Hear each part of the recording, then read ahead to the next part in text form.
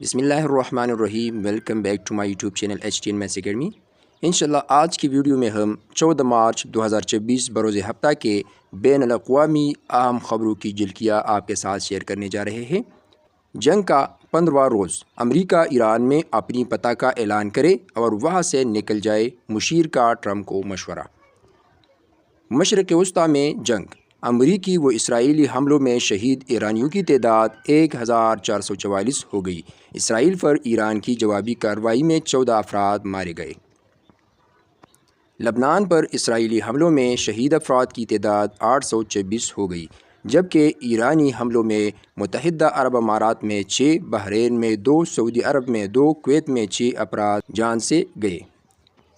اتحادیوں کے ساتھ مل کر کسی نہ کسی طرح ابنائے حرم کھول دیں گے، ٹرمپ کی ایران کو دھمکی۔ عراق، امریکی سفارت خانے اور متحدہ عرب امارات کی قونصلیٹ پر فضائی حملے۔ اسرائیل کی سفاکیت، لبنان میں اسپتال پر بمباری، 12 ڈاکٹرز اور نرسیں جاں بحق۔ ایران کا اسرائیل میں قیادت کے مقامات کو نشانہ بنانے کا دعویٰ۔ امریکی خام تیل کی قیمت $98 فی بیرل تک جا پہنچی۔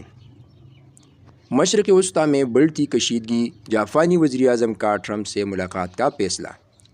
روس حالیہ جنگ کے دوران ایران کو انسانی امداد بھیجنے والا پہلا ملک بن گیا۔ پاکستان سے مشرق وسطیٰ کے مزید 25 پروازیں منسوخ۔ عراق میں امریکی سفارت خانے اور اڈوں پر حملے۔ UAE سے اسرائیلیوں کا انخلاء مکمل، 600 اسرائیلی تل ابیب پہنچ گئے۔ ایران کے خلاف فوجی کارروائی دراصل مسیح کی واپسی یعنی دجال کی راہ ہموار کر رہی ہے، نیتن یاہو۔ امریکہ کا ایران کے اسکول پر حملہ جنگی قوانین کی خلاف ورزی ہے، ڈائریکٹر ہیومن رائٹس واچ۔ امریکہ میں پرتشدد جرائم میں ملوث 10 بھارتی شہری گرفتار۔ امریکہ کا سپریم لیڈر سمیت 10 اہم ایرانی رہنماؤں کے بارے میں معلومات دینے پر $10 ملین انعام کا اعلان۔ ایران نے اسرائیل پر حملوں کا 49واں راؤنڈ داغ دیا۔ ایران نے UAE کے فجیرہ بندرگاہ پر حملہ کیا ہے، جو مشرق وسطیٰ کی سب سے اسٹریٹجک بندرگاہوں میں سے ایک ہے۔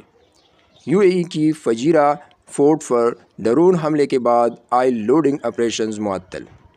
متحدہ عرب امارات نے خلیجی ملکوں پر حملوں کو ایران کا اخلاقی دیوالیہ پن قرار دے دیا۔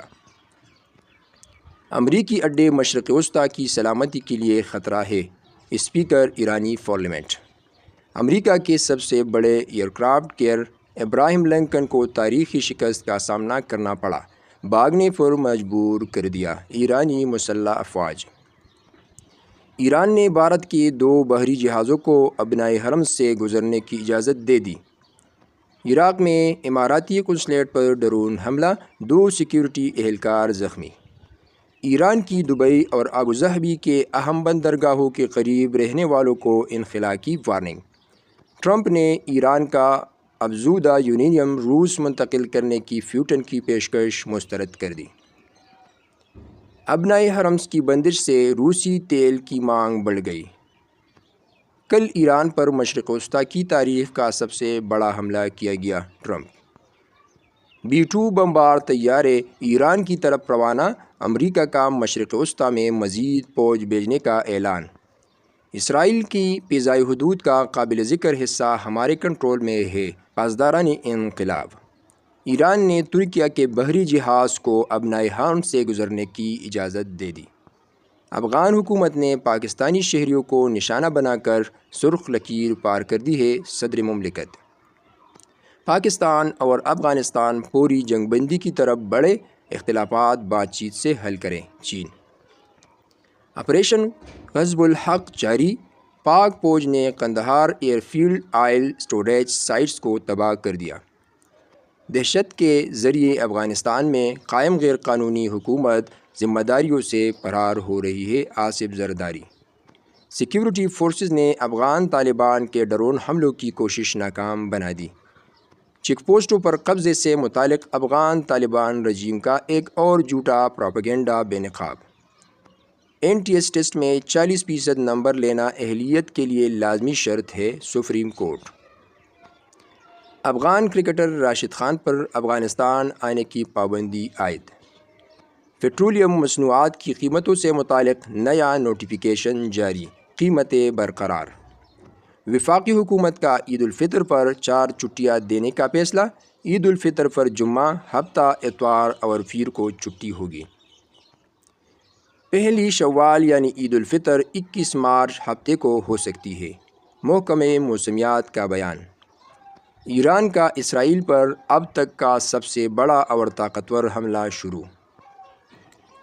امریکہ اور جنوبی کوریا کی بحری مشقوں کے دوران شمالی کوریا نے 10 بیلسٹک میزائل داغ دیے۔ کفایت شعاری سے ہونے والی بچت عوامی ریلیف پر خرچ ہوگی: شہباز شریف۔ اسلام آباد ایئرپورٹ سے پروازوں کے لیے نیا نوٹم جاری۔ گورنر کی تبدیلی، استعفیٰ دے کر ریکارڈ خراب نہیں کریں گے: خالد مقبول صدیقی۔ امریکیوں کے پاس پوری دنیا میں 8 تھاڈ ریڈار تھے، ان میں سے 4 ایرانیوں نے تباہ کر دیے۔ پشاور بٹبیر پولیس نے گاڑی سے 23 رائفل، 2 کلاشنکوف، 94 پستول، 35,000 کارتوس، 40 میگزینز، جعلی سرکاری نمبر پلیٹ، جعلی دستاویزات اور پاکٹ پونز برآمد کر لیے۔ امریکہ کے 5 ری فیولنگ طیارے سعودی عرب میں ایرانی میزائل سے تباہ۔ پاکستان اسٹاک مارکیٹ میں سرمایہ کاری کی حد 10 لاکھ سے بڑھا کر 30 لاکھ روپے کر دی گئی۔ امریکہ میں یہودی عبادت گاہ میں حملہ کرنے والا لبنانی شخص گرفتار۔ سہولت اکاؤنٹ کے ذریعے اسٹاک مارکیٹ میں سرمایہ کاری کی حد میں اضافہ۔ بھارت کا 5واں خلائی مشن بھی ناکام، مالی نقصان نے ہوش اڑا دیے۔ تو آج کی اس ویڈیو میں ہم نے آپ کے ساتھ بین الاقوامی اہم خبروں کی جھلکیاں شیئر کی۔ اگر ویڈیو اچھی لگے تو ویڈیو کو لائک کرے، چینل کو سبسکرائب کرے اور اس ویڈیو کو اپنے دوستوں کے ساتھ شیئر کرے۔ اللہ حافظ۔